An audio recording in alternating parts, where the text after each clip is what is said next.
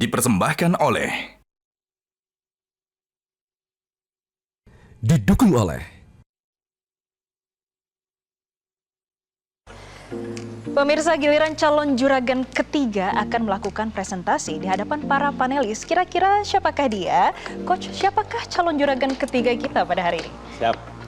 Ya, calon juragan zaman now kali ini adalah seorang anak muda lulusan sarjana perikanan yang pengen ikut serta dalam memenuhi kebutuhan nutrisi ikan di Indonesia. Gitu ya.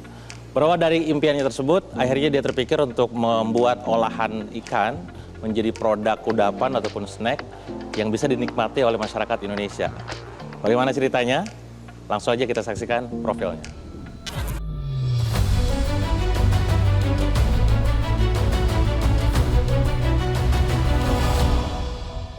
Perkenalkan, saya Bagas Prasetya, founder dari Kui Indofishkin, sebuah industri makanan ringan berbasis perikanan yang turut membantu masyarakat Indonesia untuk mengonsumsi ikan melalui kudapan.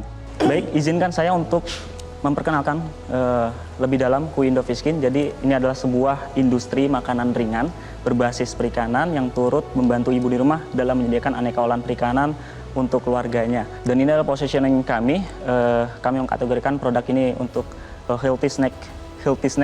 Kemudian untuk keunggulannya bisa dilihat pada slide. Dan untuk second brand kami juga menciptakan brand kulitik, Dory Skin Chips. Jadi untuk produknya dia ada basreng chips, mungkin tadi beberapa panelis sudah mencoba. Dan juga ada Dory Skin Chips, fish skin-nya, versi fish skin-nya. Ini basreng terenak yang pernah saya makan. Wih, Terima kasih. Mendapatkan apresiasi dari tim panelis. Ini Baik. very good. Yang basreng berapa? Enak banget ya. Iya. Kalau yang basreng Ini berapa? enak sekali. Itu HT 8,5. Itu basreng terenak yang pernah saya makan.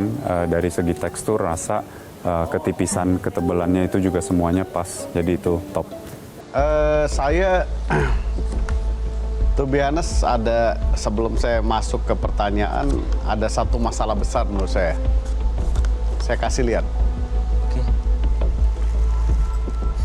Habis. Awalnya jantungnya mau copot gitu. Oh ternyata produknya habis, artinya di situ suka ya dengan produknya, dan di situ saya lega jadinya. Masalah besarnya sudah habis. Enak. Alhamdulillah. Aduh. Jadi enak masalah besar. Ya, kalau enak itu sederhana ya definisinya. Ya memang habis ya enak. Ya, lumayan deg-degan ya tadi pada saat mendengarkan komentar dari panelis, terutama pada saat Rex ngomong dikirain masalah besarnya apa ya. Ternyata masalah besarnya adalah produknya habis ya. Artinya dia demen banget, suka banget. Saya mengapresiasi ada suatu konsistensi identitas. Jadi itu mata yang lihatnya seneng gitu. Kayak sebelahan sama punya Mas Rex, terus dan menurut saya kemasannya premium. Sesuai dengan target market yang dituju. Yeah. Jadi Mbak, saya for now nggak banyak komentar karena saya benar-benar impressed with the product. Terima kasih. Selamat Mas.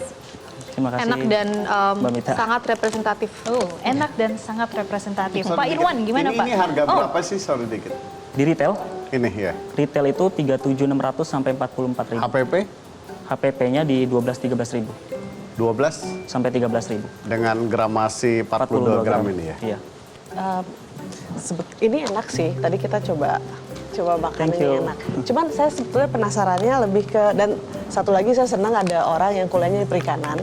Terus sekarang juga istiqomah gitu ya, terus masuk ke perikanan gitu, bukan di kerja tempat lain. Jadi soalnya di Indonesia ini kan sebetulnya potensi ikannya banyak, tapi konsumsi ikannya juga nggak banyak. Malah yang bagus malah di luar, jadi Indonesia ini kurang dapat. Jadi ketika ada satu produk yang memberikan makanan bergizi ikan ke masyarakat Indonesia, saya senang sekali. Cuma saya penasaran sebetulnya, ini sourcingnya dari mana?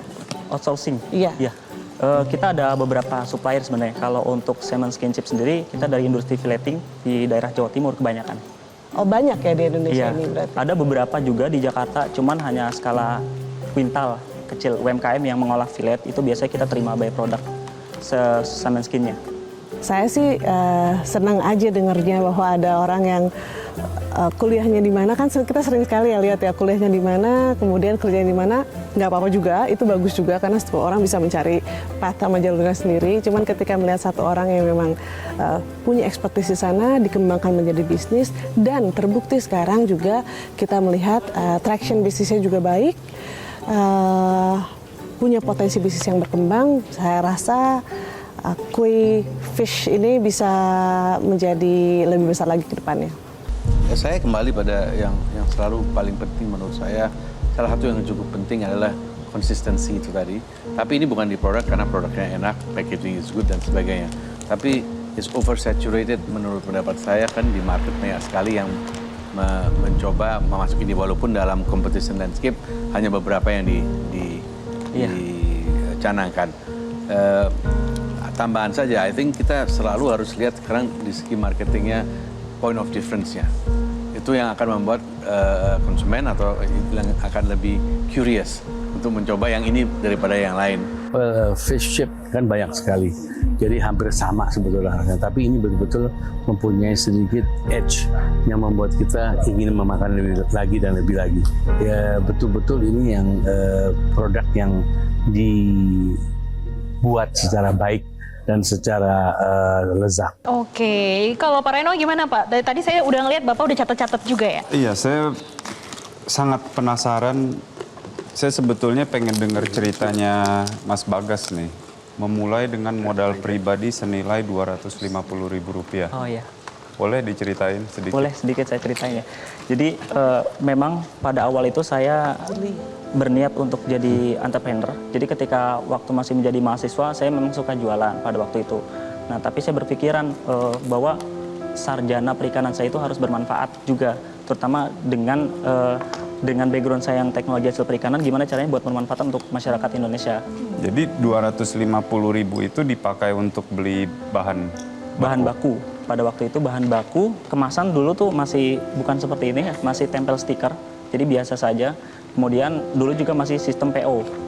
Sewaktu dia masih sekolah aja tuh udah mikirin cara saya memonetize ilmu saya yang saya belajari sekarang itu gimana, dan udah dimulai pada saat sekolah dan itu sangat bagus. Dan dua, walaupun packagingnya masih plastikan dengan stikeran, itu PO-nya udah banyak dan yang menghasilkan bisnis cukup sustainable sampai bisa grow sebegini banyak.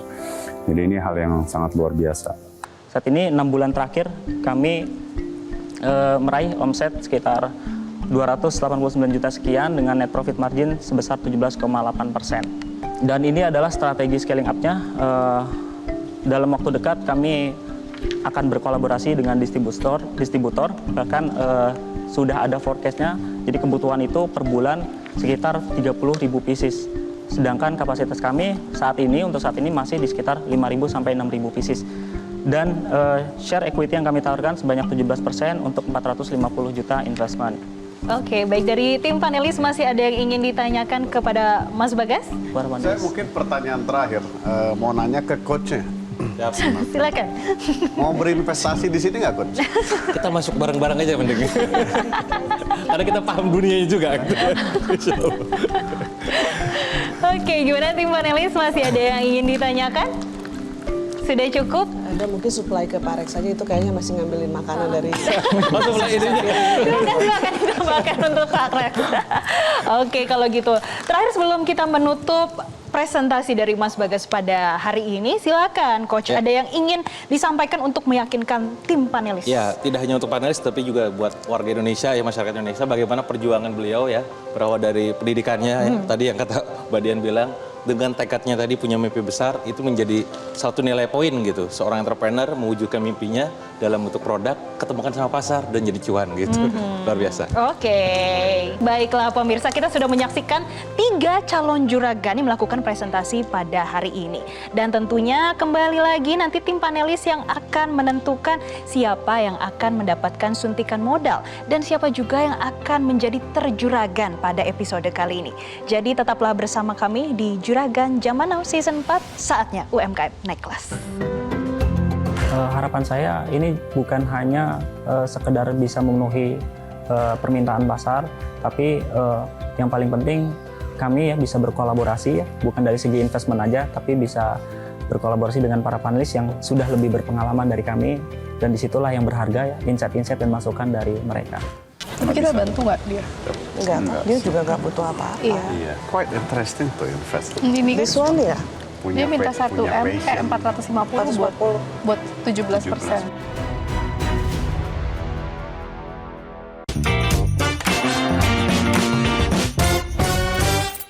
Jelajahi cara baru mendapatkan informasi. Download Metro TV Extend sekarang.